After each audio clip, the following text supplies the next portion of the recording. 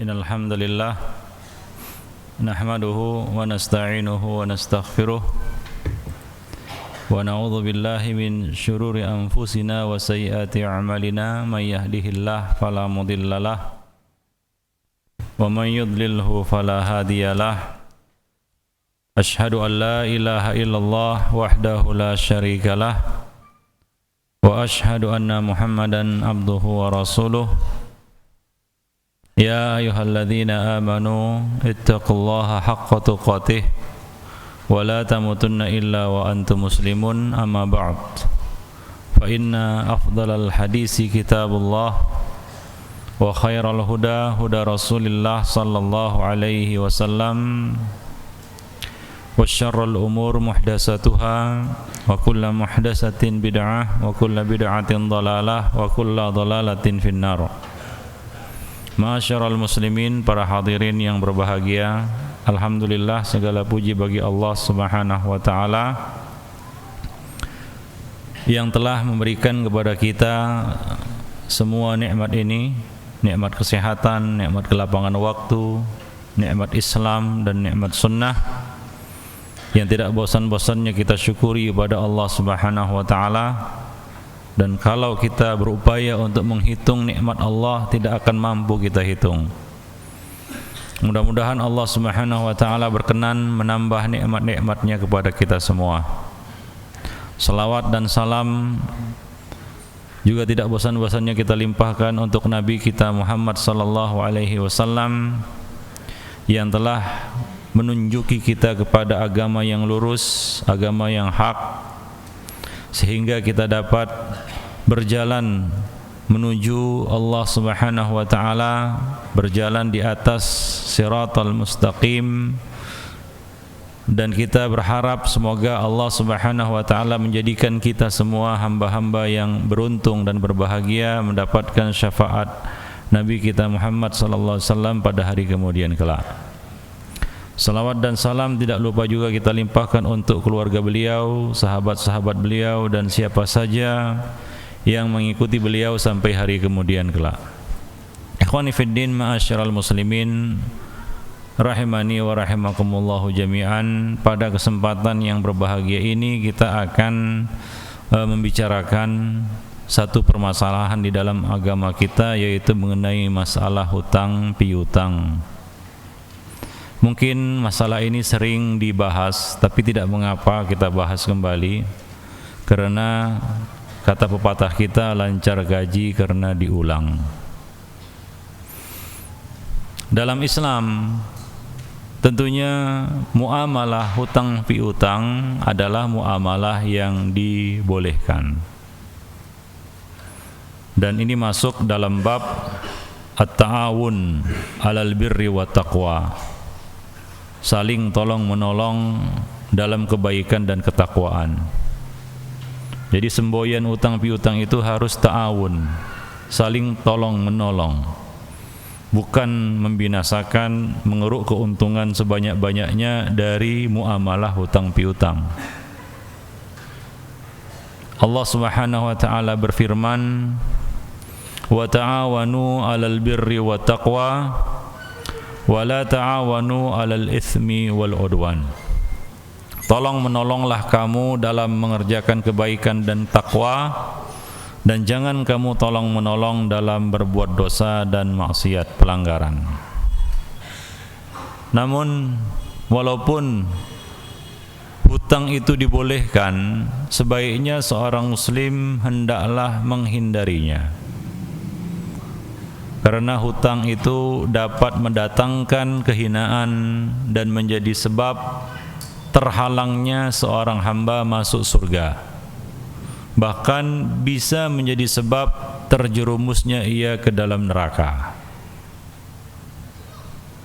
Islam tentunya memuji hamba-hambanya yang suka menolong dan membantu orang lain, membantu saudara dalam bentuk memberikan piutang. Islam juga memuji pedagang, peniaga yang menjual barang kepada orang yang tidak mampu membayar tunai dengan memberikan bayaran cicilan misalnya. Membolehkan pembelinya berhutang. Dan Islam menjanjikan pedagang seperti ini sebagai pedagang yang dijanjikan masuk ke dalam surga Allah Subhanahu wa taala. Sebagaimana dalam hadis Rasulullah sallallahu alaihi wasallam mengatakan bahwasanya ada seseorang yang meninggal dunia lalu dia masuk surga. Maka ditanyakanlah kepadanya, "Apa amal yang kamu lakukan dulu?" Maka ia menjawab, "Sesungguhnya dulu aku berjualan, berdagang. Lalu aku memberi tempo, yaitu memberikan keringanan menyicil, berutang kepada orang yang dalam kesulitan. Maka karena sebab ini dia dimudahkan oleh Allah Subhanahu wa taala masuk ke dalam surga." Demikian pula Rasulullah sallallahu alaihi wasallam memberikan kabar gembira bagi seorang muslim yang meminjamkan hartanya kepada orang lain, maka pahala sedekah akan terus mengalir kepadanya setiap hari sejumlah atau sebanyak uang ataupun harta yang ia pinjamkan kepada saudaranya tersebut sampai pinjaman itu dikembalikan.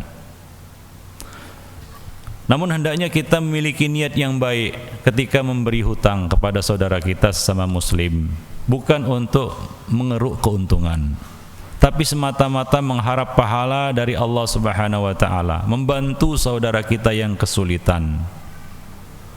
Nabi sallallahu alaihi wasallam bersabda, "Man aqrada waraqan marrataini kana ka'adli sadaqatin marrah." Barang siapa memberikan hutang berupa perak sebanyak 2 kali, maka pahalanya sama seperti pahala membayar sedekah 1 kali.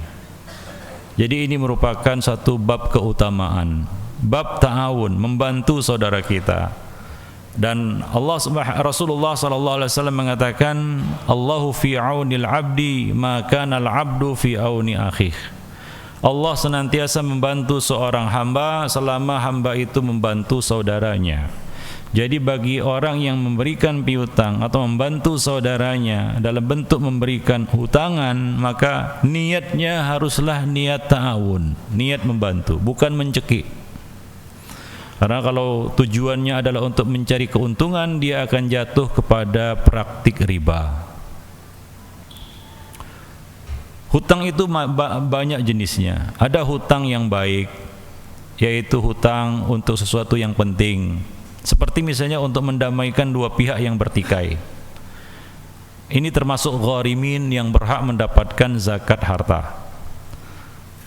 Berhutang dengan niat mengembalikannya, berhutang dengan memberikan jaminan atau gadai, berhutang dengan mengikuti aturan dan adab-adab berhutang yang disyariatkan Islam, misalnya dengan mencatatnya, menyegerakan pelunasannya, tidak menunda-nunda pelunasannya sementara dia mampu.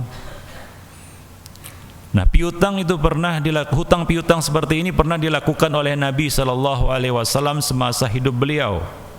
Nabi pernah berhutang, bahkan Nabi wafat dalam keadaan baju perang beliau, baju besi beliau tergadai kepada seorang Yahudi. Ya, itu ketika beliau wafat. Nah, ini hutang yang baik. Nabi pernah melakukannya. Ini sekaligus untuk memberikan contoh kepada umatnya bagaimana melakukan muamalah hutang piutang dengan baik. Nah, di sana ada jenis hutang yang kedua, yaitu hutang yang buruk, yaitu hutang yang didasari tujuan yang tidak baik, iktikadnya tidak baik. Seperti berhutang untuk menutupi hutang yang tak terbayar, gali lubang, tutup lubang.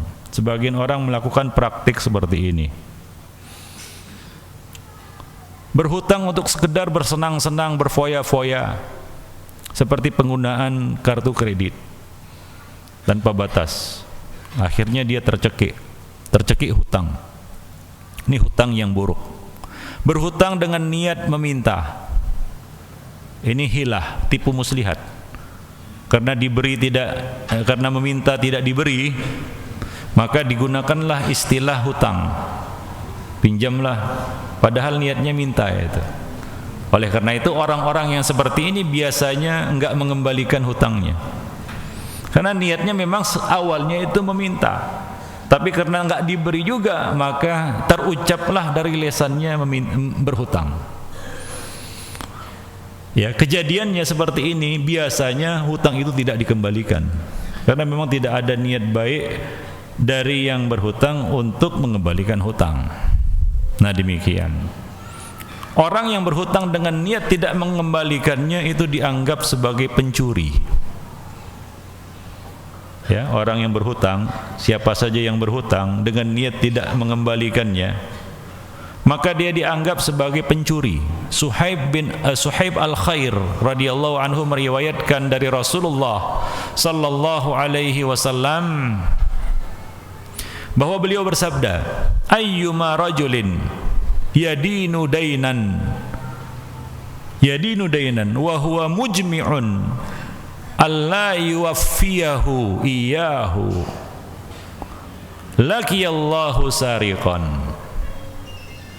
Siapa saja yang berhutang sedang ia berniat tidak melunasi hutangnya, maka ia akan bertemu dengan Allah Subhanahu wa taala. Laqiyallahu sariqan. Dia akan bertemu dengan Allah Subhanahu wa taala sebagai seorang pencuri. Sebagai seorang pencuri. Dia telah mencuri harta saudaranya. Nah, itu orang yang berhutang dengan niat tidak melunasinya. Dan Allah Subhanahu wa taala telah memberikan ancaman melalui lisan Rasulnya kepada orang-orang yang profesinya seperti ini. Nabi mengatakan, man akhadhaha yuridu itlafaha atlafahullah.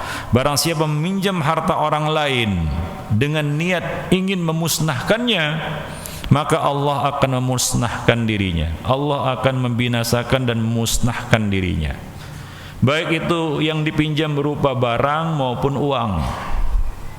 Barang maupun uang. Kalau kita meminjam barang orang lain, meminjam uang orang lain dengan niat tidak mengembalikannya, ingin membinasakannya, minjam uang orang untuk usaha, akan tetapi dalam niatnya, dalam i'tikadnya, kalau nanti sudah berhasil, dia bawa lari, lupa dia. Banyak orang seperti itu. Lalu dia pun berkata, nah ini kan hasil jerih payahku. Maka dia lupa kepada orang yang telah memberikan modal pertama kali kepadanya. Nah ini sama, ini jatuh kepada ancaman yang disebutkan oleh Nabi tadi. Datang menemui Allah dalam keadaan dia sebagai pencuri, dan Allah akan memusnahkannya. Maka dari itu, ikhwani fiddin, ma'asyiral muslimin, kalau bisa sebaiknya kita itu menghindari hutang semampu mungkin. Walaupun kita harus susah, tapi hidup lebih tenang tanpa hutang. Coba orang yang berhutang seperti dikejar-kejar setan. Dari satu sisi dia makin rakus, makin tamak. Dari sisi lain dia makin kikir. Dan tentu saja ini merupakan perbuatan zalim. Maka hendaknya dia menghindari hutang semampu mungkin.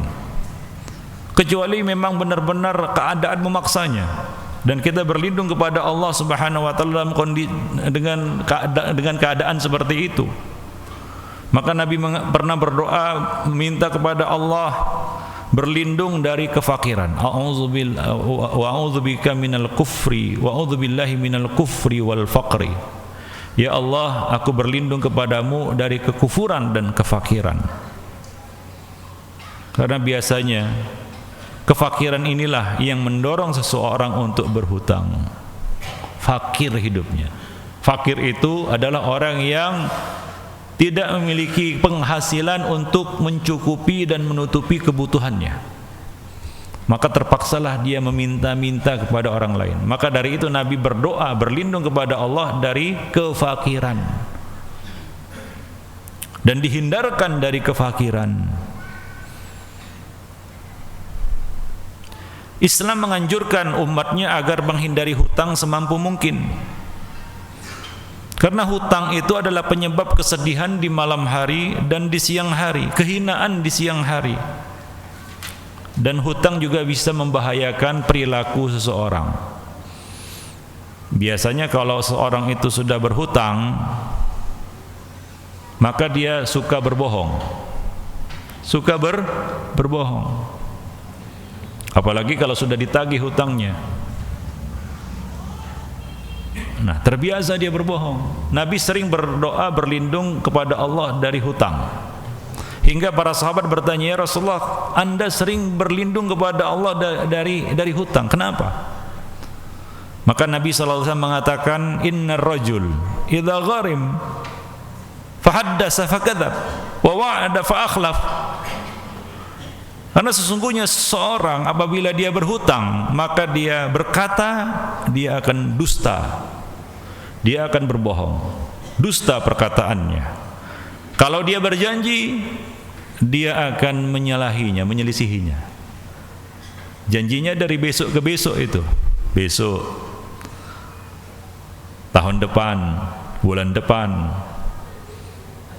minggu depan, depannya, depan terus, nggak ada yang di belakang. Akhirnya dia jatuh kepada sifat nifaq wal iyadzubillah. Apa sifat-sifat orang munafik? Idza haddas kadzab. Idza wa'ada akhlaf. Wa idza tumina khan. Maka dia pun jatuh kepada sifat-sifat nifaq ini wal iyadzubillah. Maka Rasulullah sallallahu alaihi wasallam pernah menolak mensalatkan jenazah seseorang yang diketahui masih meninggalkan hutang. Sementara dia tidak punya harta untuk membayarnya. Hingga ada orang lain yang bersedia menanggung hutangnya. Nabi menolak menyolatkannya. Tapi Nabi tidak melarang orang lain untuk menyolatkannya. Ini adalah satu seperti ya, kita katakan hukuman ya, sosial lah kepada orang yang berbuat seperti itu, agar orang lain tidak melakukan seperti yang dilakukannya. Seperti orang bunuh diri, maka pemuka-pemuka masyarakat, alim ulama, orang terpandang dianjurkan untuk tidak mensalatkannya. Silakan orang-orang yang ya hina menyolatkannya, atau orang-orang awam yang menyolatkannya. Nah demikian ikhwani fiddin azani Allah jami'an. Jabir bin Abdullah menceritakan kepada kita bahwa ada seorang laki-laki meninggal dunia. Lalu kami pun memandikan jenazahnya, lalu kami mengafaninya dan memberinya wangi-wangian. Kemudian kami letakkan jenazah itu untuk disalatkan oleh Rasulullah sallallahu alaihi wasallam di tempat khusus jenazah di Maqam Jibril, pintu Jibril. Itu ada di Masjid Nabawi, itu sebelah kiri. Di situ biasanya tempat pelaksanaan sholat jenazah. Nah, diletakkanlah jenazah itu di situ supaya disolatkan oleh Nabi. Karena biasanya kalau ada jenazah diletakkan di situ, Nabi menyolatkannya. Kemudian azan sholat pun berkumandang. Beliau pun datang bersama kami dengan melangkah pelan, kemudian berkata, "Barangkali rekan kalian ini punya hutang." Sebelum menyalatkannya, Nabi bertanya, "Mungkin orang ini punya hutang?" Maka hadirin pun menjawab, "Iya, benar wahai Rasulullah, dia punya hutang 2 dinar." 2 dinar. Bagaimana orang yang punya hutang jutaan, kan begitu ya, enggak dibayar-bayar. Sementara orang yang punya duit, yang punya uang, sangat mengharapkan, mungkin dia membutuhkan uang itu, tapi tidak kunjung dibayar. Lalu bagaimana nasib jenazahnya?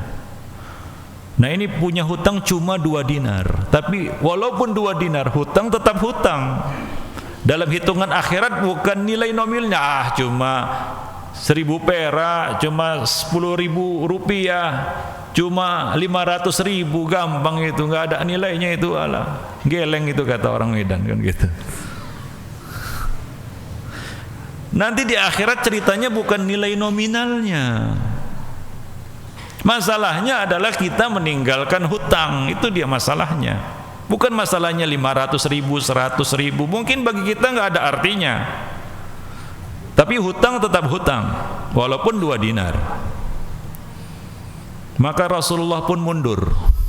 Rasulullah mundur dan berkata kepada para hadirin, salatkanlah rekan kalian ini. Nah, ini merupakan pukulan yang hebat. Rasul menolak menyolatkan jenazahnya, walaupun Nabi menyuruh orang lain untuk menyolatkannya. Lalu salah seorang hadirin berkata, yaitu Abu Qatadah, wahai Rasulullah, hutangnya yang 2 dinar itu aku yang menanggungnya, aku yang melunasinya. Maka Rasulullah pun berkata kepadanya, hutang itu menjadi tanggunganmu, tertanggung dari hartamu, dan si mayit terlepas darinya. Jadi Nabi memastikan ini bukan sekedar bukan sekedar manis di bibir saja. Nabi memastikan, betul kamu yang menanggungnya, kamu yang mengeluarkannya dari hartamu. Abu Qatadah menjawab, iya ya Rasulullah. Maka Rasulullah pun menyolatinya. Selepas itu, setiap kali Nabi bertemu dengan Abu Qatadah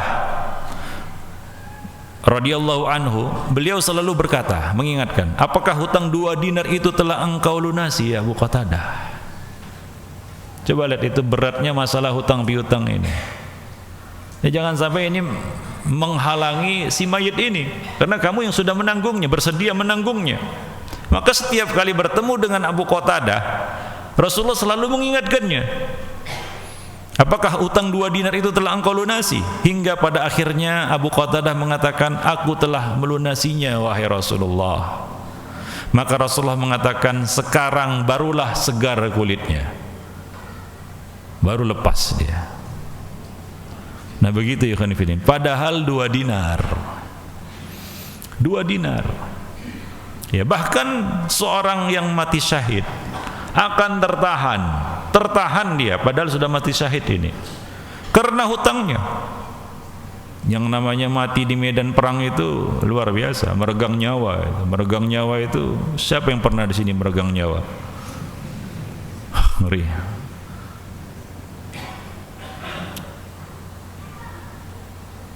Tapi tertahan dia gara-gara hutangnya. Nabi SAW mengatakan, yughfaru lisyahid kulla dzambin, yughfaru lisyahid kullu dzambin illa dain. Akan diampuni dosa orang yang mati syahid, bahkan semua dosanya, kullu dzambin, semua dosanya, kecuali hutangnya. Hutang enggak dilepas. Mati syahid, cerita mati syahid itu cerita lain, hutang cerita lain pula. Hutang tetap hutang. Begitu beratnya masalah hutang ini, hingga seorang yang mati syahid saja bisa tertahan gara-gara hutangnya. Maka dari itu Rasulullah SAW sering kali berdoa, minta perlindungan kepada Allah dari lilitan hutang. Minta perlindungan kepada Allah dari lilitan hutang, dibebaskan dari kefakiran, diberi kecukupan. Cukup, bukan kekayaan yang melimpah ya, bukan, kecukupan. Di antaranya doa yang sering dibaca Nabi, Allahumma inni a'udzubika min adzabil qabri wa a'udzubika min fitnatil masihid dajjal wa a'udzubika minal ma'thami wal maghram. Ya Allah, aku berlindung kepadamu dari azab kubur, aku berlindung kepadamu dari kejahatan dajjal, aku berlindung kepadamu dari fitnah kehidupan dan kematian, dan aku, ya Allah, aku juga berlindung kepadamu dari dosa, dari lembah dosa dan lilitan hutang. Dalam riwayat lain Nabi SAW juga berdoa, Allahumma inni a'udzubika minal hammi wal huzn wal kasali wal jubn wal bukhl wa ghalabatid dain, dalam riwayat lain wa dhala'id dain wa qahrir rijal. Ya Allah, aku berlindung kepadamu dari semua perkara yang menyedihkan, menyusahkan, dari kelemahan, dari kemalasan, dari sifat pengecut, dari kebakhilan, dan dari lilitan hutang dan penindasan orang. Salah satunya apa? Lilitan hutang. Dan Rasulullah SAW juga berdoa, Allahumma inni a'udzubika minal kasal wal haram wal ma'tham wal maghram wa min fitnatil qabr wa adzabil qabr wa min fitnatin nar wa adzabin nar wa min syarri fitnatil ghina wa a'udzubika min fitnatil faqr wa a'udzubika min fitnatil masihid dajjal. Hadisnya sahih, ikhwani fiddin, diriwayatkan oleh Imam Al-Bukhari dalam sahihnya. Nabi berdoa, ya Allah, aku berlindung kepadamu dari sifat malas, dari penyakit pikun. Jadi malas itu penyakit juga. Barang siapa yang punya sifat malas, maka sembuhkanlah. Ini penyakit, perlu diterapi. Dari perbuatan dosa dan dari lilitan hutang, dari fitnah kubur dan dari siksa kubur, dari fitnah api neraka dan siksa api neraka, dari kejelekan fitnah kaya, fitnatil ghina, min syarri fitnatil ghina, dari keburukan fitnah kekayaan, dan aku berlindung kepadamu dari fitnah kefakiran. Jadi Nabi berlindung dari dua, kekayaan dan kefakiran. Dan Nabi meminta satu perkara, yaitu kemiskinan. Maka ada satu doa yang sering dibaca Nabi, tapi jarang dibaca umatnya. Allahumma inni as'aluka Allahumma ahyini miskinan wa amitni miskinan wahsyurni fi zumratil masakin yaumal qiyamah. Ya Allah, hidupkanlah aku dalam keadaan miskin, matikan aku dalam keadaan miskin, dan kumpulkanlah aku bersama orang-orang miskin pada hari kiamat. Itu doa Nabi. Hadisnya sahih, riwayat Tirmidzi dan disahihkan oleh Al-Albani. Siapa yang pernah baca doa ini? Kalau ada imam yang baca doa ini, yang sering doa jamaah ya, lalu dia baca doa ini, itu diinterupsi sama makmumnya. Mam, salah doa itu. Salah doa. Ganti saja doanya dengan doa yang lain. Ini doa sahih, Nabi sering membacanya. Nabi meminta kepada Allah agar dihidupkan dalam keadaan miskin, dimatikan dalam keadaan miskin, dikumpulkan hari kiamat bersama orang-orang miskin, dan Allah mengabulkan doa Nabi. Nabi hidupnya miskin. Padahal kalau mau kaya gampang. Dan Nabi sering jadi orang kaya, tapi cuma sesaat, sekejap. Kayanya cuma sekejap. Kenapa? Begitu dapat kekayaan habis, dibagi-bagikan, diinfakkan. Siapa yang bisa jadi orang kaya seperti ini? Karena Nabi berlindung kepada syarri fitnatil ghina, dari keburukan fitnah kekayaan. Jadi Nabi berlindung dari dua keadaan, minta satu keadaan, berlindung dari kekayaan, berlindung dari kefakiran, dan Nabi meminta kemiskinan. Mungkin ada yang bertanya, Ustadz, kalau begitu orang Islam harus miskin? Apa jawabannya? Hah? Apa jawabannya? Orang Islam itu harus miskin rupanya. Kita katakan itu adalah keadaan yang terbaik. Miskin adalah kondisi yang terbaik. Miskin bukan berarti enggak pernah kaya.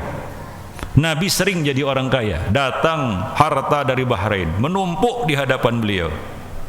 Kaya itu. Cuma sesaat saja. Sebentar saja harta itu sudah habis dibagi-bagikan. Padahal kalau Nabi mau menyimpannya jadi orang kaya, gampang. Abu Bakar As-Siddiq, kekayaannya melimpah ruah, habis diinfakkan seluruhnya untuk apa? Untuk kemaslahatan kaum muslimin. Yang tersisa apa? Hanya sekedar untuk mencukupi kebutuhan beliau sehari-hari dan keluarga beliau. Nah, ini contoh orang kaya yang bersyukur. Karena mereka takut dari apa? Keburukan fitnah al-ghina.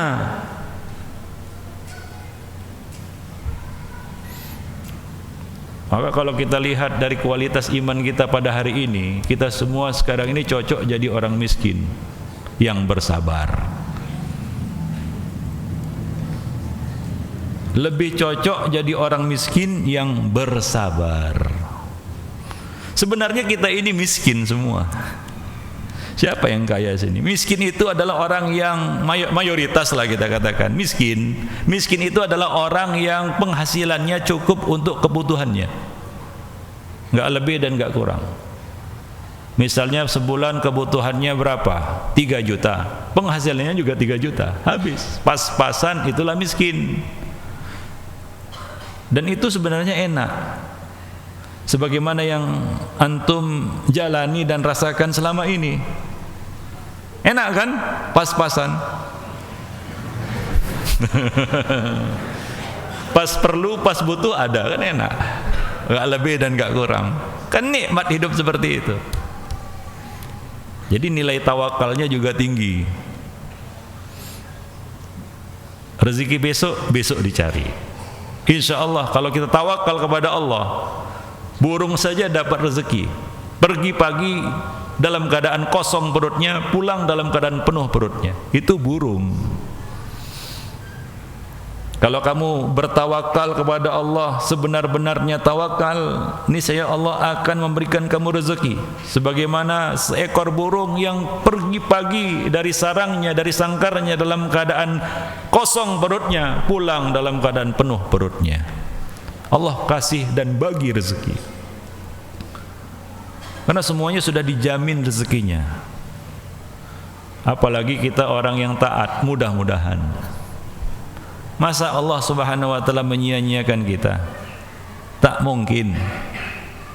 Wa may yattaqillaha yaj'al lahu makhrajan wa yarzuqhu min haitsu la yahtasib.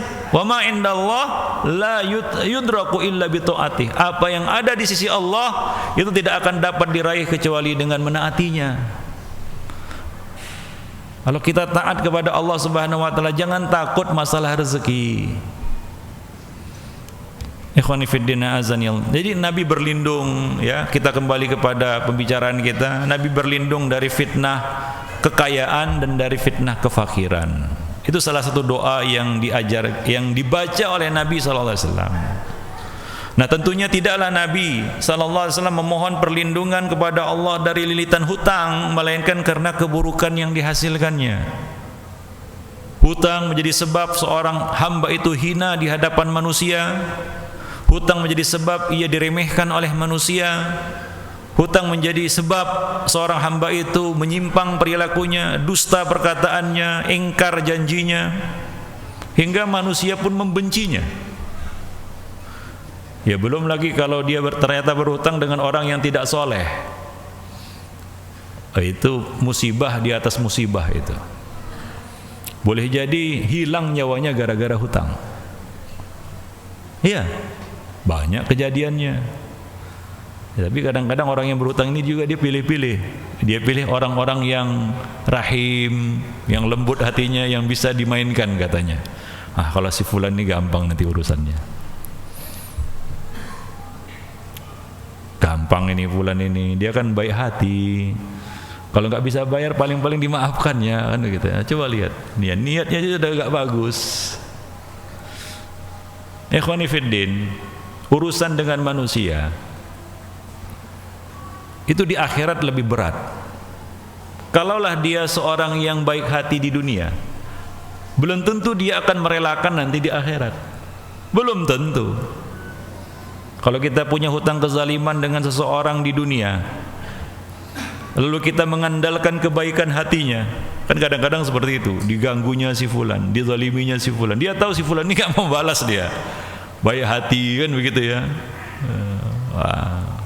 Ini kadang-kadang orang seperti ini kan menjadi santapan gitu ya bagi orang-orang yang gak punya hati. Dan dia mengandalkan kebaikan hati orang ini. Wah, Pak Fulan ini, Abu Fulan ini, wah, Masya Allah orangnya, kalaupun diganggu dia diam saja, paling-paling dia maafkan. Tidak demikian simpel dan sederhana urusan di akhirat. Di dunia mungkin dia akan memaafkan, betul-betul memaafkan, tapi di akhirat nanti belum tentu. Karena hitung-hitungannya lain. Di akhirat nanti seseorang tentunya ingin dosanya dipikul oleh orang lain, atau dia mendapatkan kebaikan yang dilakukan oleh orang lain. Maka dia akan mengatakan nanti, fulan, kalau kamu minta maaf di dunia dulu, aku maafkan. Tapi ini bukan di dunia, ini sudah di akhirat. Kemari dululah kebaikanmu, karena aku butuh kebaikan saat ini. Atau pikul dululah dosaku, karena aku ingin keringanan dari dosa-dosa yang aku pikul. Itu di akhirat. Lain ceritanya di dunia. Di dunia mungkin dengan kebaikan hatinya, dengan kesantunannya, dia maafkan. Jadi janganlah kita menganggap remeh urusan di akhirat, apalagi urusan hutang piutang. Terakhir tadi kita sebutkan bahwa hutang dapat menjadi penghalang seseorang masuk ke dalam surga. Nah, ini berdasarkan hadis Nabi yang diriwayatkan oleh Thauban maula Rasulullah sallallahu alaihi wasallam, bahwa Nabi bersabda,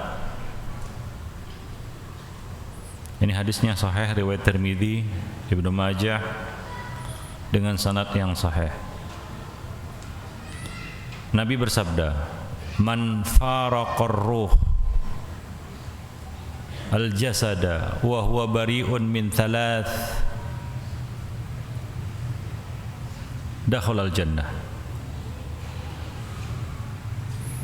Apabila roh berpisah dari jasad dan dia terbebas dari 3 perkara, niscaya masuk surga. Roh berpisah dari jasad. Roh ini bisa mulus masuk ke dalam surga, dengan catatan dia tidak terikat dengan 3 perkara. Apa itu? Nabi mengatakan al-kanzu wal ghululu wad dain. Yang pertama adalah kesombongan. Yang kedua ghulul. Ghulul itu mengambil harta rampasan perang sebelum dibagikan. Meskipun dia termasuk orang yang berhak mendapatkan harta rampasan perang itu, tapi kalau dia ambil itu sebelum dibagikan, ini namanya ghulul. Masuk ke dalamnya semua bentuk-bentuk korupsi. Hadiah ketika bertugas, itu ghulul. Hadayal ummal minal ghulul.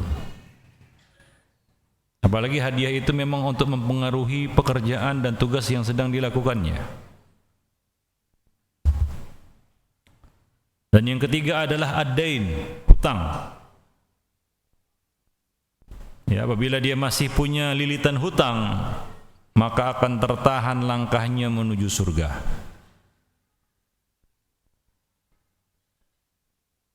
Karena apabila seorang hamba telah berhasil, sukses, selamat menyeberangi sirat sampai ke ujung, dia akan ditahan lagi untuk diperiksa apakah masih ada kaitan hutang piutangnya. Tertahan dia di pintu surga gara-gara hutangnya. Muhammad bin Abdullah bin Jahash radhiyallahu anhu meriwayatkan bahwa pada suatu hari kami duduk bersama Nabi sedang menguburkan jenazah. Beliau menengadahkan kepala beliau ke langit, kemudian menepukkan dahi beliau dengan telapak tangan sembari berkata, Subhanallah, madza nuzzila minasy-syadid minat tasydid fasakatna fafazi'na. Beliau berkata, berseru sambil menepukkan tangan beliau ke dahi beliau, Subhanallah, betapa berat ancaman yang diturunkan. Madza nuzzila minat tasydid, betapa berat ancaman yang diturunkan. Kami pun terdiam. Para sahabat yang ada di sekitar Nabi terdiam. Dan sungguh kami sangat terkejut. Falamma kana minal ghad sa'altuhu ya Rasulullah ma hadha at-tasydid alladhi nuzzil. Keesokan harinya Aku bertanya kepada Nabi, "Ya Rasulullah, ancaman berat apakah yang turun?" Faqal, maka Nabi sallallahu alaihi wasallam mengatakan, "Walladzi nafsi biyadihi, law anna rajulan qutila fi sabilillah, thumma uhyiya, thumma qutila, thumma uhyiya, thumma qutil, wa alaihi dain, ma dakhalal jannah hatta yuqda anhu dainuhu." Maka beliau menjawab, "Demi Allah, yang jiwaku berada di tangannya, seandainya seorang laki-laki terbunuh fisabilillah, dihidupkan lagi, terbunuh lagi fisabilillah, dihidupkan lagi, terbunuh lagi fisabilillah, sementara dia punya hutang, maka ia tidak akan masuk surga hingga ia melunasi hutangnya." 3 kali mati syahid, tapi karena masih meninggalkan hutang, tertahan di pintu surga. Ada orang yang ingin mati syahid untuk lari dari hutang. Mati sajalah daripada hidup dikejar-kejar hutang, katanya. Memangnya mati selesai dikejar-kejar hutang? Hutang terus mengejar hidup ataupun mati. Kalau dikejar-kejar setan mungkin masih waktu masih hidup saja. Tapi kalau dikejar-kejar hutang, hidup sampai mati dikejar-kejar hutang terus. Terus dikejar sampai ke pintu surga dikejar sama hutang itu. Ini orang, kata Nabi, ya, orang yang mati syahid 3 kali itu tetap dikejar hutangnya. Tetap dikejar hutangnya, ya khonifuddin. Maka jiwa seorang mukmin itu akan tertahan hingga ia melunasi hutangnya. Abu Hurairah meriwayatkan bahwa Rasulullah sallallahu alaihi wasallam bersabda, "Nafsul mu'min mu'allaqatun bidaini hatta yuqda anhu." Jiwa seorang mukmin akan tertahan, terkatung-katung nasibnya karena hutangnya hingga ia melunasinya. Terkatung-katung jiwanya, terkatung-katung ruhnya. Jiwa seorang mukmin tertahan karena hutang yang masih menjadi tanggungannya hingga dia melunasinya. Jadi jangan main-main dan jangan anggap remeh, jangan pandang sepele masalah hutang piutang. Jangan kita mengandalkan kebaikan hati saudara kita, itu enggak ada kaitannya. Hutang tetap hutang. Wah, dia baik kok. Dia enggak panggil debt collector, diam-diam aja dia. Iya, dia diam, tapi Allah akan menuntutnya. Hutang akan tetap mengejarnya, ya khonifuddin. Maka dari itu sebaiknya kita menghindari hutang semampu kita. Berdoa kepada Allah Subhanahu wa taala supaya Allah Subhanahu wa taala menghindarkan kita dari hutang. Selamat dari lilitan hutang. Sebagaimana doa yang dibaca oleh Rasulullah sallallahu alaihi wasallam, ya, dalam hadis-hadis yang kita bacakan tadi, khonifuddin, ya. Nah, demikian. Maka dari itu jangan berhutang kecuali dalam kondisi memang darurat. Memang darurat. Nabi sallallahu alaihi wasallam mengatakan, "La yanbaghi lil mu'min ayyudhilla nafsah." Tidak layak seorang mukmin menghinakan dirinya sendiri. Bagaimana itu? Kaifa yudhillu nafsah? Bagaimana dia menghinakan dirinya sendiri? Ayata'arrada minal bala lima la yatiq. Yaitu dia menghadang bala yang tidak mampu dia hadapi. Jangan keenakan berhutang, menumpuk hingga akhirnya susah membayarnya. Baru dia sadar, wah ternyata sudah banyak. Warung sana ngutang, warung sini ngutang, sana ngutang. Akhirnya dia bingung sendiri. Hutangnya memang kecil-kecil, kalau dikumpulkan besar juga. Dahana 10.000, 10.000, 10.000. Akhirnya 1 juta juga hutangnya. Nah, ini namanya dia menghadang satu bala yang tidak mampu dia pikul. Baru ketika dia menghadapi kenyataan pahit, dia berusaha untuk melarikan diri, lari dari kenyataan. Maka banyak orang yang minggat. Gara-gara apa? Gara-gara hutang. Ada juga yang ikut-ikutan tahdir untuk lepas dari hutang. Wah, dia sudah saya tahdir itu, berarti hutangnya lepas. untuk melepaskan diri dari hutang. Banyak kali tipu muslihatnya. Ujung-ujungnya cuma menghindari hutang. Nah, termasuk juga ikhwan fillah, bukan sama kaum muslimin saja, hutang kepada orang non muslim juga harus kita lunasi. Karena itu hak manusia. Tidak boleh pula kita mentang-mentang muslim, mentang-mentang bukan ahlus sunnah, seenaknya saja. Tidak boleh juga. Tetap harus kita lunasi. Uqbah bin Amir radhiyallahu anhu, ia meriwayatkan bahwa ia mendengar Rasulullah sallallahu alaihi wasallam bersabda, "La tukhifu anfusakum ba'da amniha." La tukhifu anfusakum ba'da amniha. Janganlah kamu membahayakan diri kamu sendiri setelah aman. Setelah Allah beri aman bagi kamu, jangan kamu membahayakan, membuat diri kamu dalam keadaan gawat, darurat, bahaya. Para sahabat bertanya, bagaimana itu ya Rasulullah? Wa madzaka ya Rasulullah? Qala ad-dain, yaitu kamu keenakan berhutang, yaitu hutang. Dengan hutang kita membahayakan diri kita sendiri. La tukhifu anfusakum, jangan kamu membahayakan diri kamu sendiri, membuat kamu senantiasa dalam keadaan takut. Hingga kadang-kadang rumah diketok aja, pintu diketok aja takut dia. Maka orang yang paling sengsara adalah orang yang punya hutang. Pagi-pagi handphone dimatikan. Kenapa? Nanti kalau berderi sudah jantungan dia. Dan orang yang paling bahagia, orang yang menghirup udara pagi, nggak ada hutang, nggak ada masalah sangkut paut dengan orang lain. Enak kan? Kemana saja bebas. Jumpa si fulan, assalamualaikum, waalaikumsalam. Nah, orang yang punya hutang, jumpa si fulan ada berondok-rondok. Bingung dia cari tempat sembunyi.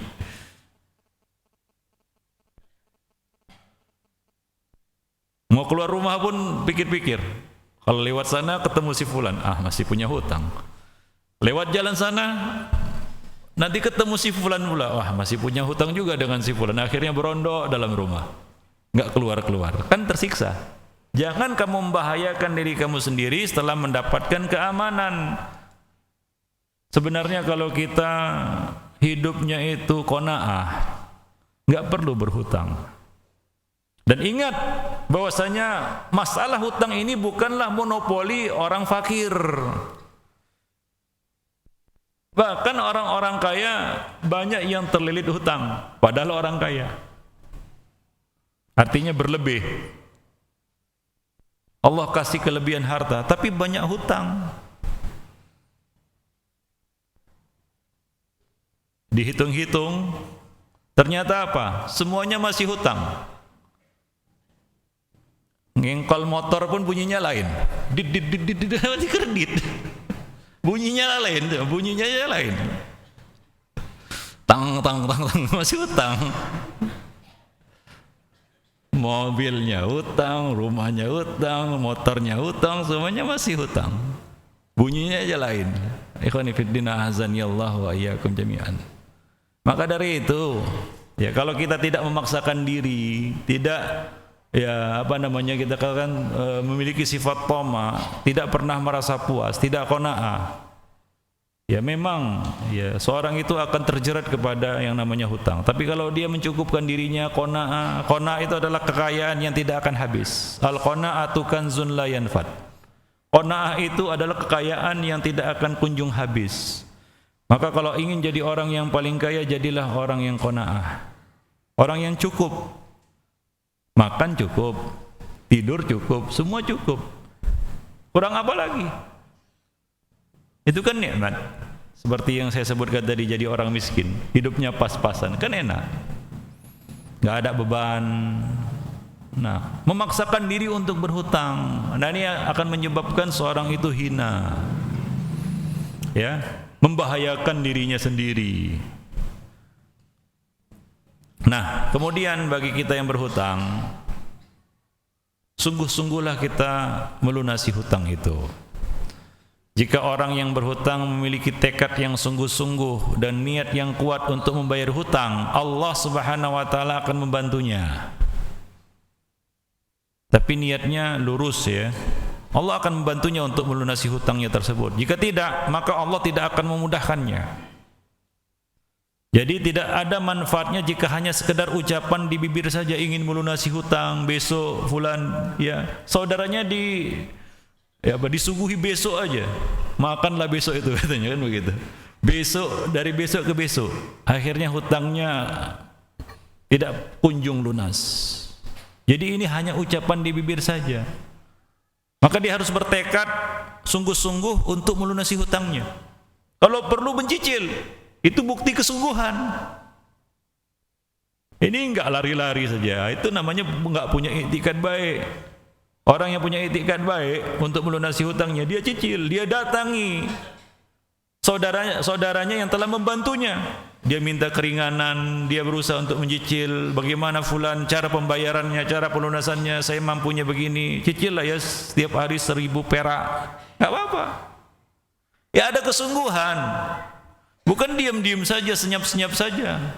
Malah sibuk diteleponi dan dia dihubungi oleh saudaranya yang telah membantunya. Itu kan kurang ajar. Sudah dibantu, menyusahkan lagi. Ya kan kurang ajar ya. Sudah dibantu, menyusahkan lagi kan begitu.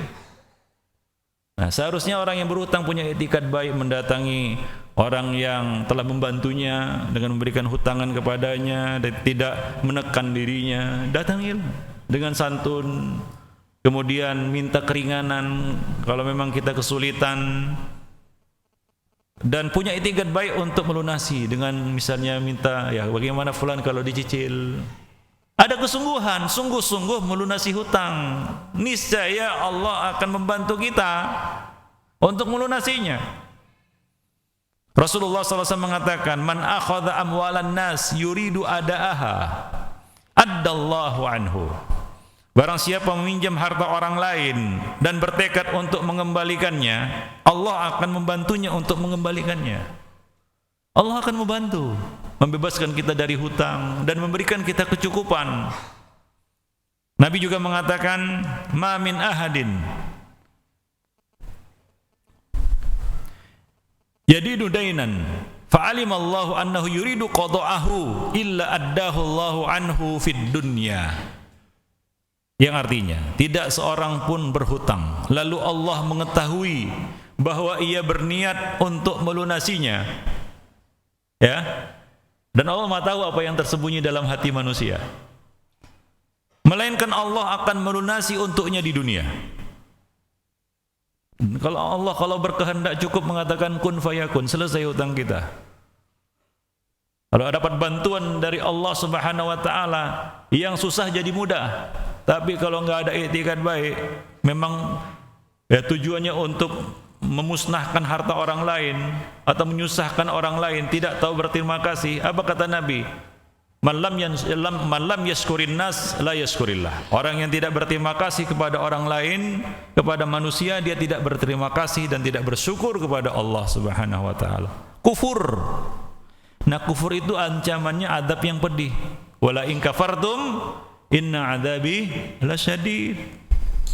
Inna adzabi lasyadid. Nah, demikian ikhwan fillah. Jadi sungguh-sungguhlah kita dalam berniat untuk melunasi hutang kita. Nah, kemudian berhutanglah sesuai dengan keperluan. Ya. Karena termasuk hutang yang buruk adalah hutang yang tujuannya sekedar untuk bersenang-senang, hingga ia mati meninggal dalam keadaan meninggalkan hutang yang banyak. Ya, membuat pening ahli warisnya. Ternyata setelah dihitung-hitung hutangnya lebih banyak daripada harta yang ditinggalkannya. Ini kan minus namanya. Lalu siapa yang menanggungnya? Ya, kalau ahli warisnya berbaik hati untuk melunasi hutang-hutangnya. Kalau tidak, kan jiwanya tergadai, tertahan, terkatung-katung. Nah, kemudian termasuk adab berhutang adalah lunasi hutang itu tepat pada waktu. Jangan menunda-nunda, apalagi kita mampu. Ini sebenarnya mampu. Ada hartanya.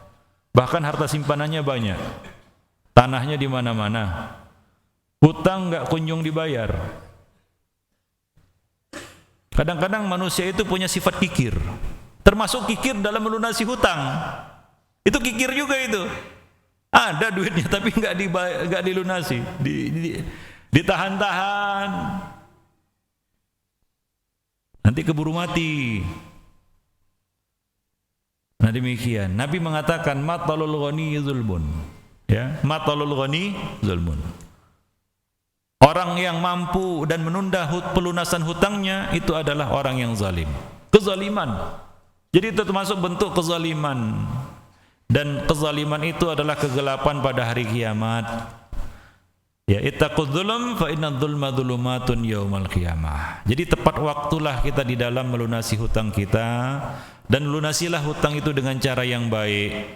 Ya, mendatangi orang yang memberikan hutang itu ke rumahnya, ya, kemudian menyerahkannya dan berterima kasih kepadanya. Berterima kasih karena piutang itu kan tadi kita katakan apa? Ta'awun 'alal birri wa taqwa. Berterima kasihlah kepadanya. Nah demikian. Jadi termasuk membalas kebaikan dengan kebaikan. Ya, ucapkan jazakallahu khairan. Nah, doakan dia. Nah ini termasuk salah satu ya kita katakan adab lah kepada orang yang telah membantu kita, membuktikan bahwa kita itu orang yang bersyukur, tahu berterima kasih. Nah demikian. Ikhwani fiddin, azani Allah wa iyyakum jami'an. Nah kemudian yang tidak kalah pentingnya adalah berdoa, ikhwani fiddin. Ya. Berdoa kepada Allah, meminta kepada Allah agar dimudahkan untuk melunasi hutang.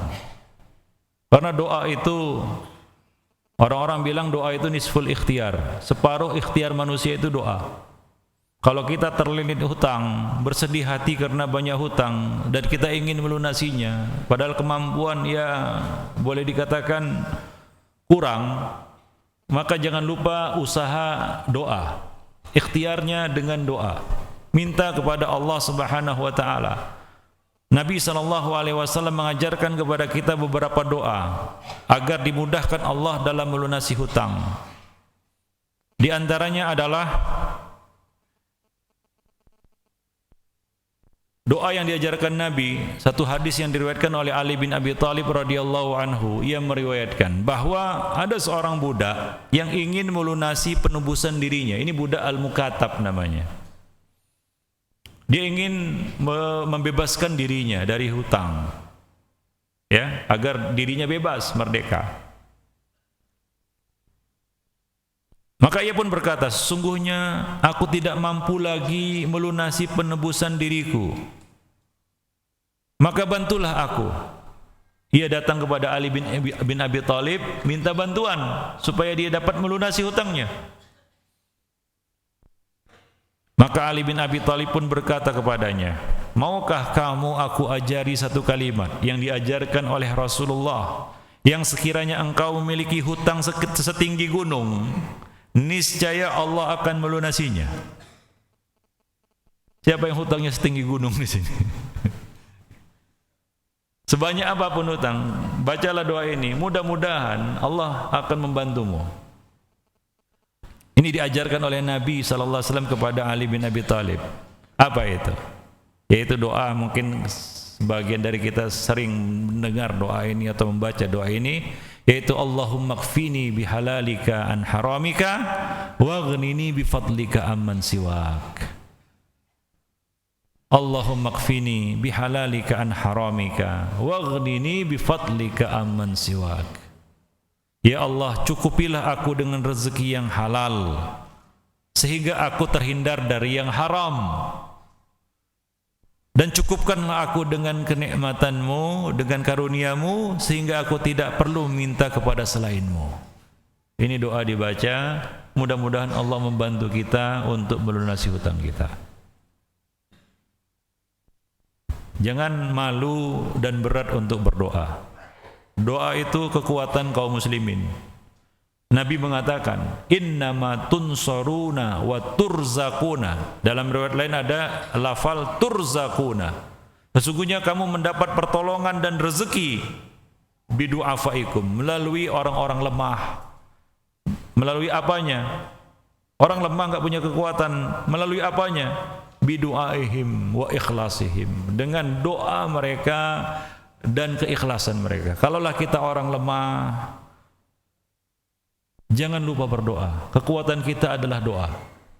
Minta kepada Allah Subhanahu wa taala. Bukankah Allah telah memerintahkan kita untuk berdoa? Wa qala rabbukum ud'uni astajib lakum. Allah janji ijabah, pengabulan.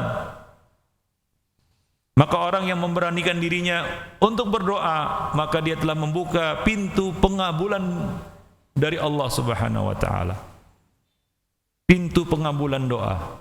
Nah, demikian. Abu Hurairah radhiyallahu anhu meriwayatkan dari Rasulullah bahwa setiap kali hendak tidur Nabi selalu berdoa. Ini doa mau tidur. Tapi isi dari doa ini adalah salah satunya adalah minta dilepaskan dari hutang. Nabi mengatakan Allahumma rabbas samawati wa rabbal ardi wa rabbal arsyil azim. A'udzu bika min syarri kulli syai'in anta akhidhun bi nasiyatihi. Allahumma antal awwal falaysa qablaka syai' wa antal akhir falaysa ba'daka syai' wa antal zahir falaysa fawqaka syai' wa antal batin falaysa dunaka syai' iqdi 'anna ad-dain waghnina minal faqr. Ya Allah, Rabb yang menguasai langit yang tujuh, Rabb yang menguasai arsy yang agung, aku berlindung kepadamu dari kejahatan segala sesuatu yang engkau memegang ubun-ubunnya. Ya Allah, engkaulah yang pertama, tidak ada sesuatu sebelummu. Engkaulah yang terakhir, tidak ada sesuatu setelahmu. Engkaulah yang zahir, tidak ada sesuatu di atasmu. Dan engkaulah yang batin, tidak ada sesuatu di bawahmu. Lunasilah hutang-hutang kami. Iqdi 'annad dain waghdina binal faqr. Dan berilah kami kecukupan hingga kami terlepas dari kefakiran. Berilah kami kecukupan hingga kami terlepas dari kefakiran. Sekali lagi Nabi berlindung dari kefakiran. Nah, demikianlah para ikhwah fiddin sekalian, pembicaraan kita tentang hutang piutang. Tentunya masih banyak lagi aspek-aspek hukum lainnya yang berkaitan tentang hutang piutang. Nah, kita tidak membahas hal itu sekarang. Mungkin dalam kesempatan yang lainnya. Dan lebih dan kurang saya mohon maaf, ini banyak kali pertanyaan, saya pun bingung apa dijawab atau tidak. Tapi ada beberapa mungkin yang bisa kita jawab, yang tidak kita serahkan kepada yang mengetahuinya. Ini pertanyaan pertama yang datang, maka ini kita dahulukan.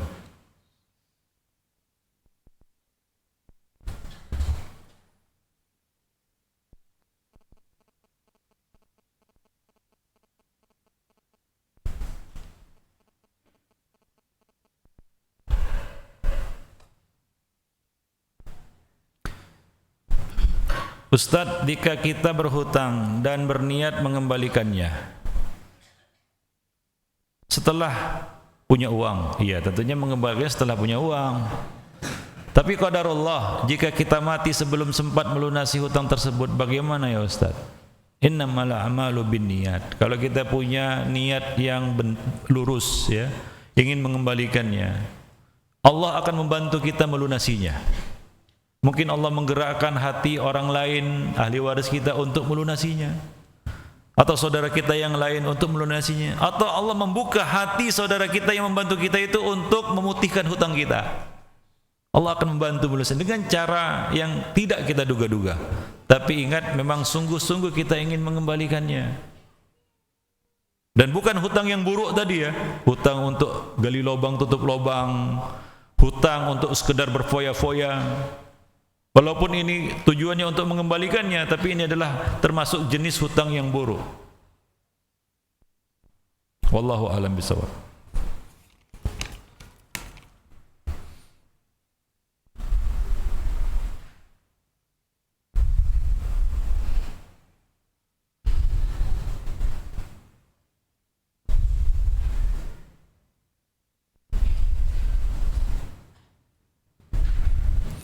Ini ada pertanyaan.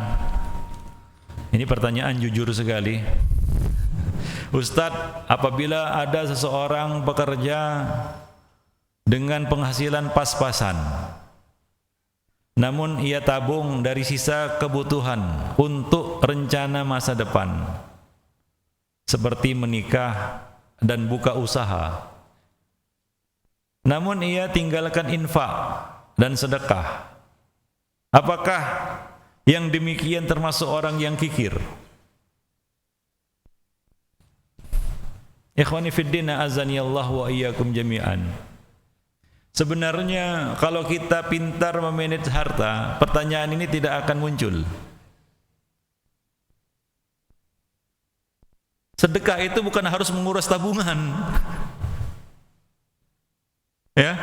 Sedekah itu bukan harus dengan menguras tabungan baru sedekah. Apa kata Nabi? La tahqiranna minal ma'rufi syai'an. Jangan kamu meremehkan satupun pintu kebaikan. Ittaqun nar walau bisyikki tamrah. Jagalah dirimu dari api neraka walaupun bersedekah separuh buah korma. Saya kira untuk bersedekah tidak perlu menguras tabungan. Hingga rencana masa depannya buyar kan begitu, nikahnya terancam, usahanya juga mau berusaha, dia mau mencari nafkah dengan tangannya sendiri juga terancam. Itu kalau bisa kita pandai memanage harta dengan baik, termasuk memanage sedekah kita. Amal soleh itu ikhwani fiddin prinsipnya mulai dari yang mudah. Jangan mulai dari yang susah. Kalau kita ingin jadi atlet angkat besi, baru masuk langsung mau ngangkat barbel yang berat-berat itu, besok nggak akan kembali ke situ. Berat kali, memang ngangkat 200 kilo, badan cuma 50 kilo, bisa. Itu besar pasak daripada tiang namanya. Mulai dari satu yang mudah, murah. Artinya apa? Tidak terbebani kita untuk mengerjakannya, melakukannya. Mulailah dari berinfak, misalnya apa? 1000 perak setiap hari. 1000 perak tiap hari nggak berat saya rasa. Tapi di sini kebiasaan. Buat tabungan di rumah, ya, isi celengan itu, infak 500, 1000 tiap hari. Tiap hari. Itu jauh lebih baik daripada bersedekah 100.000 tapi cuma sekali. Cuma sekali. 1 bulan, 2 bulan, bulan ketiga lupa dia bersedekah. Tapi kalau kita tiap hari, itu Allah bisa karena biasa, itu pepatah kita. Pepatah orang tua kita mengatakan Allah bisa karena biasa. Kalau kita membiasakan diri, itu akan terbiasa kita mengerjakannya. Kalau kita tidak mengerjakannya, ada sesuatu yang kurang. Ada sesuatu yang hilang, luput. Dan kita akan bertanya-tanya, ini satu hari ini ada satu yang belum saya lakukan. Oh iya, ngisi tabungan celengan isi. Seperti itu, mulai dari yang mudah, jangan mulai dari yang susah. Apa bedanya orang yang menabung tiap hari, menabung, bersedekah, berinfak tiap hari 1000 perak dengan orang yang bersedekah, ya, tiap hari 1000 rupiah, dengan orang yang berinfak 100.000, tapi sebulan sekali saja. Ini tiap hari 1000, 1000, 1000. Apa bedanya? Apa bedanya? Nah, bedanya yang 100.000 lebih banyak daripada yang tiap hari 1000, kan begitu ya? Karena tiap hari 1000 kan cuma 30.000. Bedanya adalah orang yang berinfak setiap hari itu dapat doa setiap hari dari malaikat.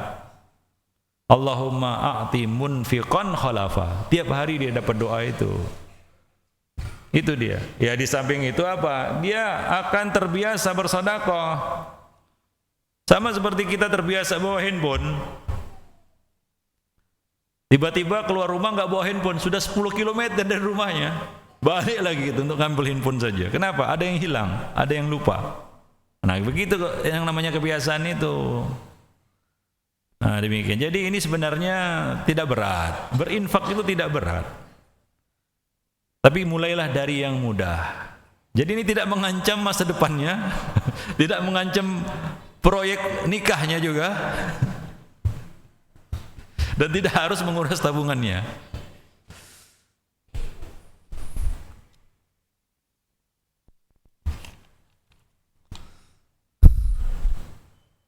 Ini pertanyaan ada-ada saja. Ya, siapa yang bertanya ini? Ini udah pengen nikah, udah dapat jodohnya atau belum? Ini perlu dibantu juga. Orang yang ya menikah untuk menyelamatkan kehormatannya itu dapat salah satu orang yang dapat bantuan dari Allah. Allah jamin memberikan bantuan kepadanya. Maka kepada para pemuda, ya ma'syaras syabab, man istata'a minkumul ba'ah fal yatazawwaj. Jangan tunda-tunda menikah. Karena tidak ada orang menunda nikahnya kecuali ya satu, orang lemah. Yang kedua, memang dia tidak mampu, belum punya ba'ah. Maka pemuda banyak-banyaklah berpuasa kalau belum mampu menikah.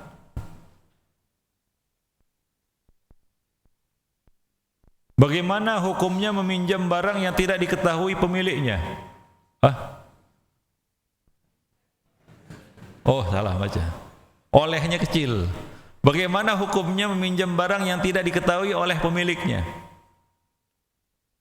Gimana minta izinnya? Ini namanya mencilok, namanya kata orang Padang, mencilok atau mencilok.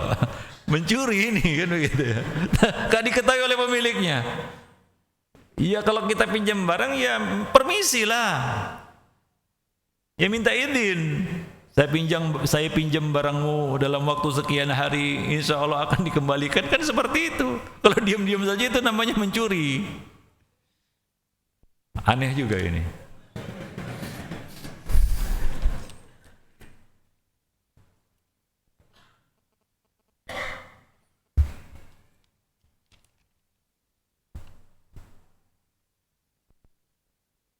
Bagaimana, ini bagus ini, pertanyaannya bagus ini.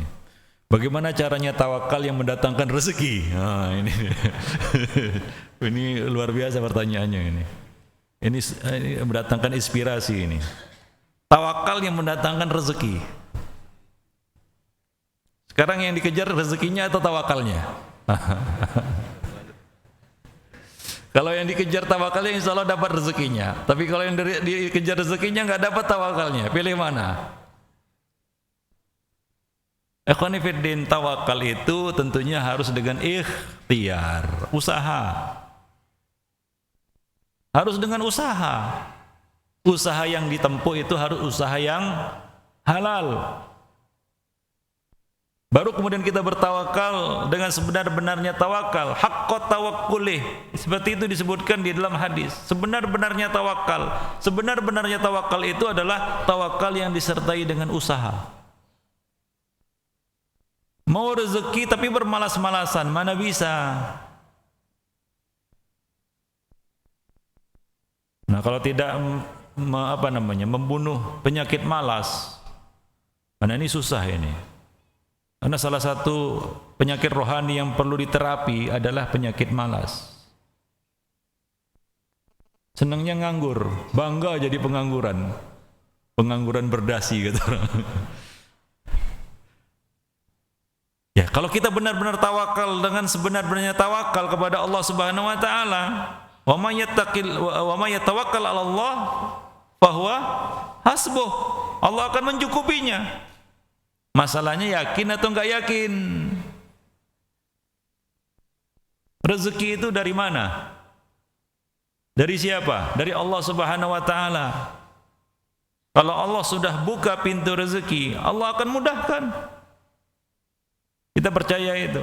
Asalkan kita tempuh dengan cara yang diridhai oleh Allah Subhanahu wa taala, yaitu cara-cara yang halal. Karena Nabi mengatakan, wa ma 'indallahi la yudraku illa bi ta'atih. Apa yang ada di sisi Allah, yaitu kekayaan, rezeki, karunia, tidak akan dapat diraih kecuali dengan menaatinya. Fattaqullah wa ajmilu fit talab. Takwalah kamu kepada Allah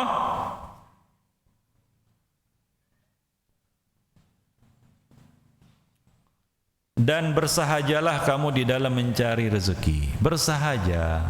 Namanya cari rezeki itu jangan kata orang Jawa ngoyo kan gitu ya. Betul pelafalan saya, ngoyo katanya ya. Terlalu berlebih-lebihan. Lupa waktu.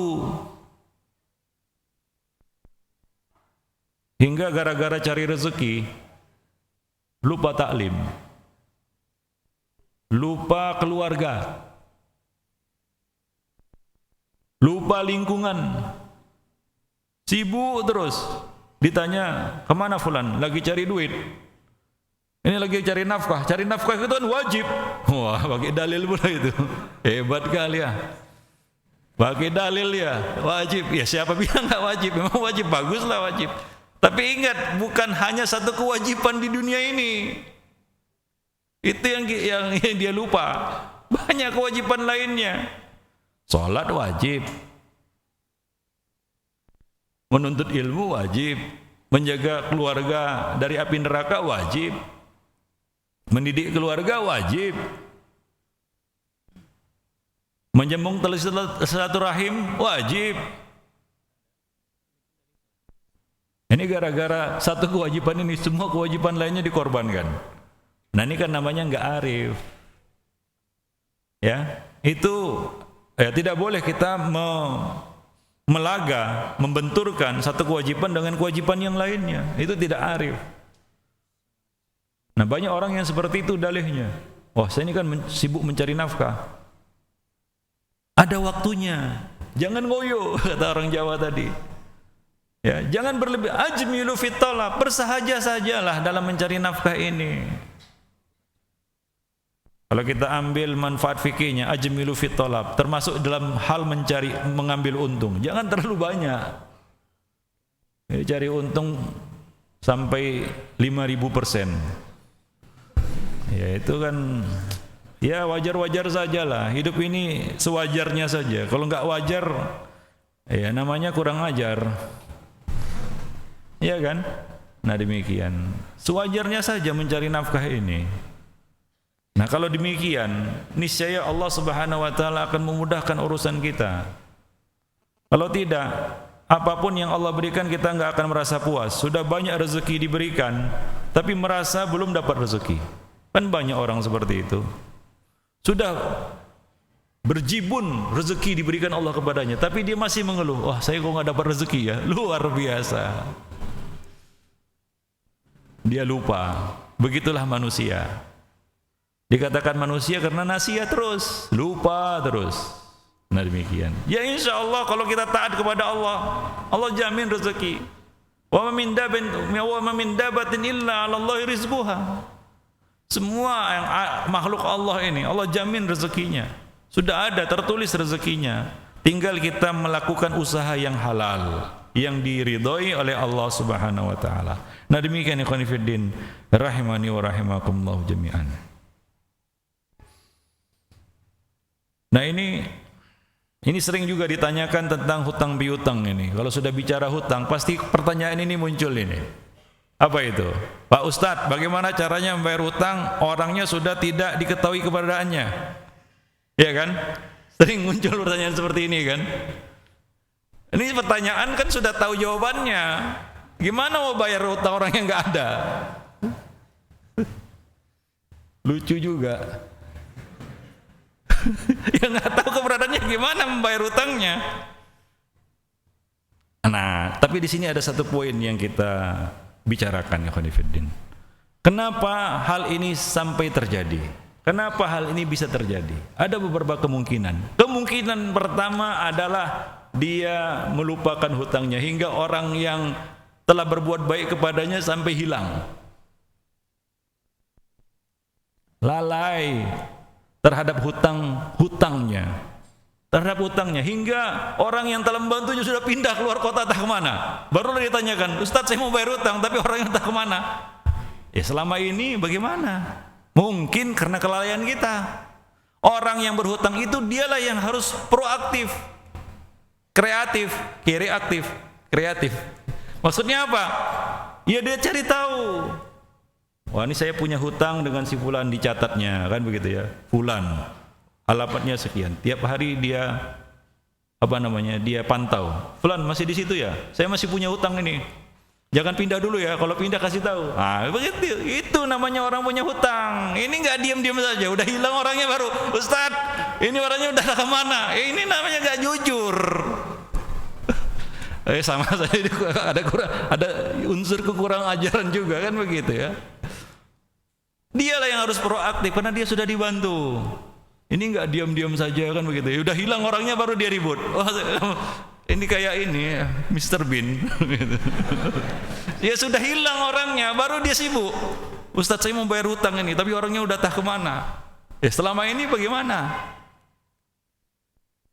Nah itu makanya ikhwan fillah jujurlah kepada diri sendiri. Allah Maha tahu ya. Kalau kita memang jujur, Allah akan mudahkan kita melunasi hutang.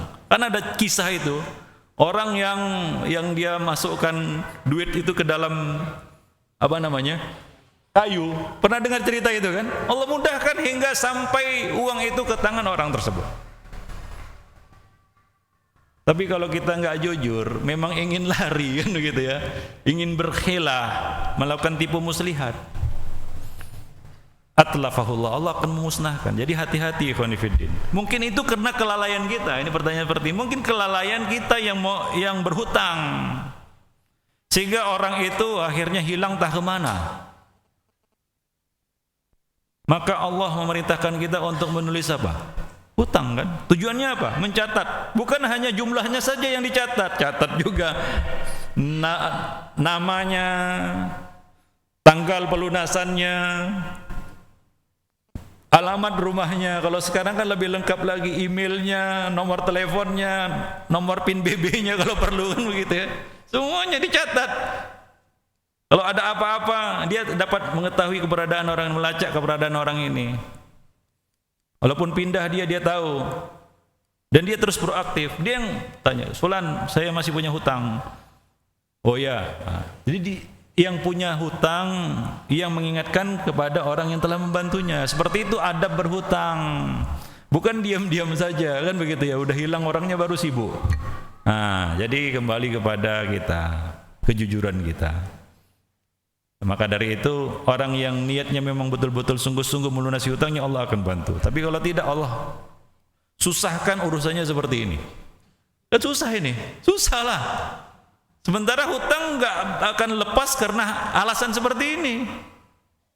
Hutang akan terus mengejar hidup atau mati. Nah, itu dia.